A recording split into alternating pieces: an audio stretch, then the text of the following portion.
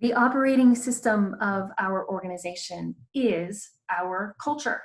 The culture of our organization is reflected as bright as can be in our operating system. I'm Keri Mesropov, and I'm the president of TRG. And for today's TRG 30, we were joined by Jason Rossoff, who is the CEO and co-founder of Radical Candor.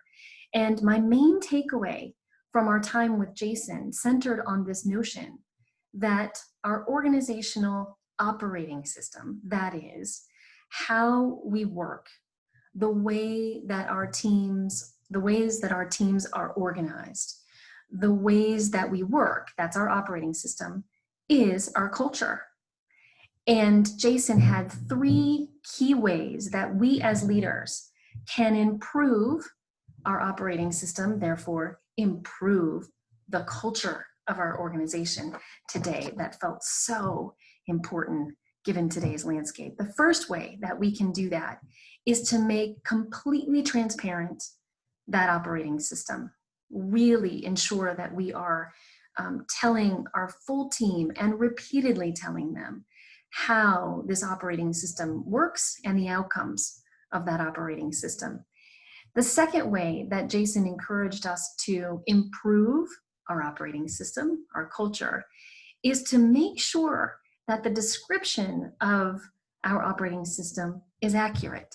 So for example, if we are an organization that says feedback is very important, we welcome and want feedback from every single person, to really check ourselves to say, what are examples that say that is true? Is that true?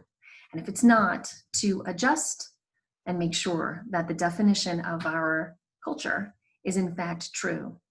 The last way that Jason encouraged us to improve our operating system is to evaluate whether or not our operating system is set up to achieve what we needed to achieve.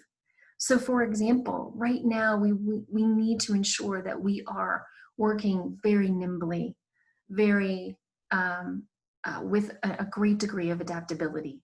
Every day, all of you are getting new information that helps you decide whether or not you will have a season in the fall, whether or not you can have a season in your theater that you're always in. And Jason's point was to say, can our operating systems, can our culture intake new information at the speed of lightning and be able to adapt, and be nimble in order to achieve what we need to achieve as an organization.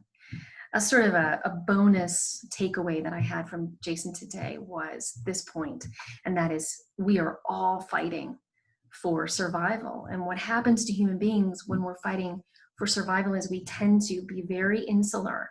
We tend to hunker down.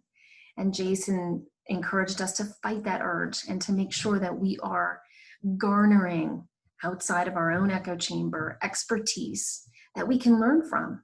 And he went so far as to say our patrons, the customers that we serve, might in fact have the very best ideas for how we would move forward or adjust our plans. So getting out of our own echo chamber, hard to do right now. We're in survival mode, but really important to make time to do.